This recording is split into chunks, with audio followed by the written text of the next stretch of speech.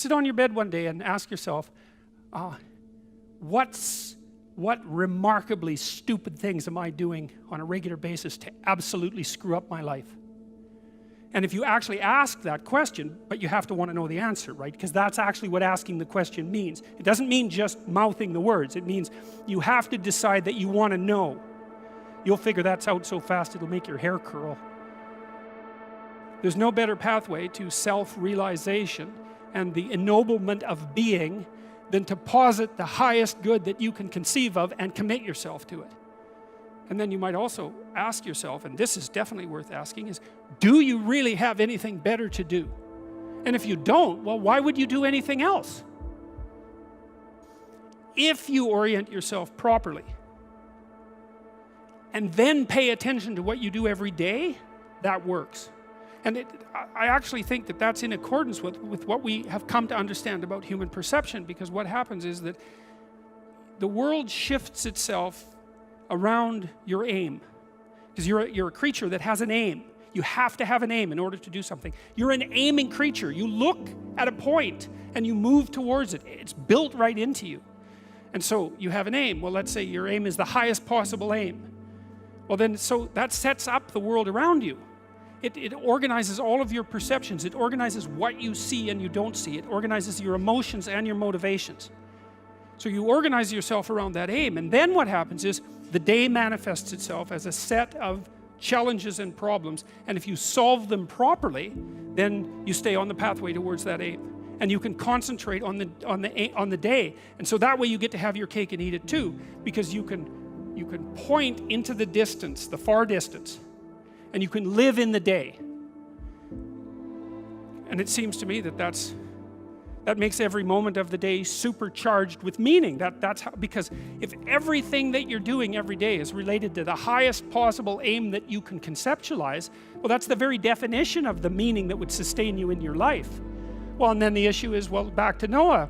Well, all hell's about to break loose and chaos is coming. It's like when that's happening in your life, you might want to be doing something that you regard as truly worthwhile, because that's what will keep you afloat when everything is flooded. And you don't want to wait until the flood comes to start doing that, because if your ark's half built and you don't know how to captain it, the probability is very high that you'll drown. Ask and it shall be given you. Seek and ye shall find. Knock and it shall be opened unto you. For everyone that asketh receiveth, and he that seeketh findeth, and to him that knocketh it shall be opened. That sounded pretty optimistic again. But again, I think it's a description of the structure of existential reality, and by which I mean, when I'm in my clinical practice and I observe, and this is also the case with my students, is, let's say people's lives aren't what they would like them to be. And so then you ask, why? Well, forget about tragedy and catastrophe, because that's self-evident, and we're not going to discuss that. Although the degree to which you bring about your own tragedy is always indeterminate. But I would never say that every terrible thing that is visited on a person is something they deserved. I think that that's a very dangerous presupposition, especially because everyone gets sick and everyone dies.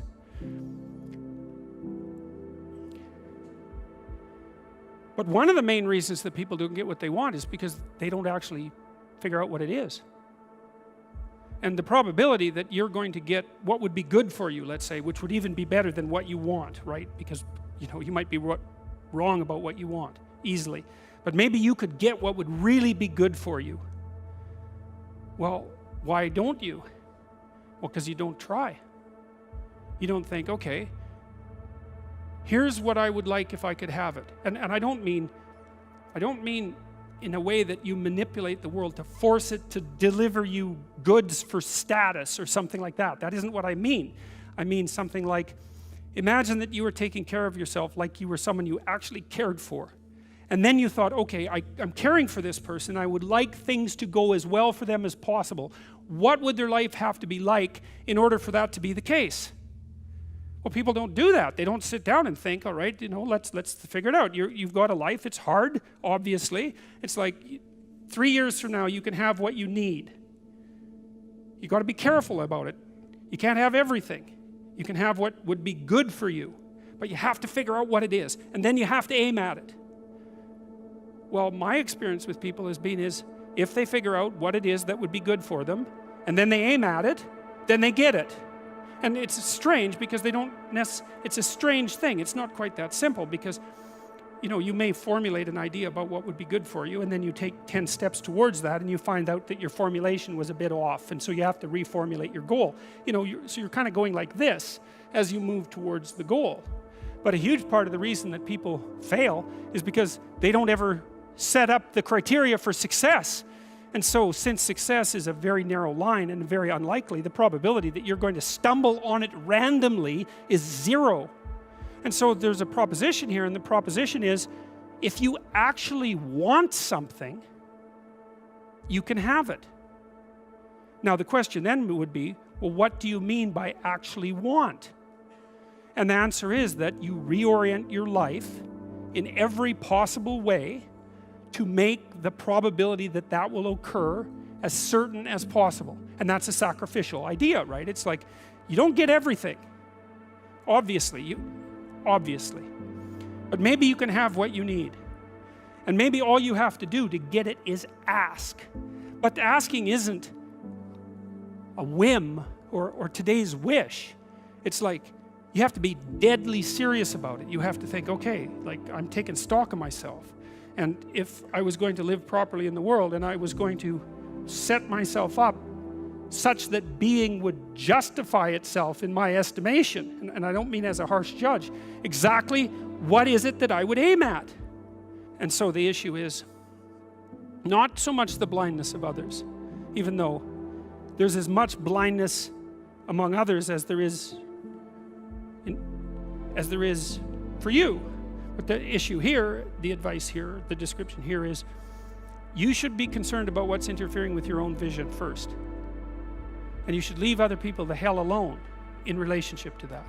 And so if your mode of being in the world is, if you would just act better, things would improve for me, or if you identify the evil and the catastrophe as something that's outside, that someone else needs to fix, or that someone else is responsible for, then you're not going to fix that. And you're going to remain blind to the things that you're doing and not doing that make things not go well. And so it's just better to think, all right, I'm probably blind in many, many ways. And maybe there are some ways that I could rectify that, because it's highly probable that you're blind in all sorts of ways. I mean, in fact, it's virtually certain. And so it's just more useful to think, how is it that I'm wrong in this situation? I'll tell you something that I learned to do when I was arguing with my wife, which happened quite frequently, because when you actually communicate with people, you find out that there's many things that you don't agree on, and that's because you're actually different creatures. And so if you're actually going to have a truthful conversation, then you're going to find out that you don't see things the same way, and then you can either pretend that that's not the case and gloss over it and then end up in a 30-year silent war, or you can have the damn fight when you need to have it and see if you can straighten it out. So now and then we'd get in a situation where we were at loggerheads, we couldn't move. And, you know, it would spiral up into hate speech, let's say. Because, yeah, everyone laughs because they know they manifest plenty of hate speech towards those they love. So one of the things we learned to do was, when we hit an impasse, was to separate and to go our own ways, and to go sit and think, okay, look, we're at this unpleasant situation. We can't figure out how to move forward. I'd always think, of course it's her fault. Obviously it's her fault. At least 95%. But maybe there was something I did that contributed like 5% to it.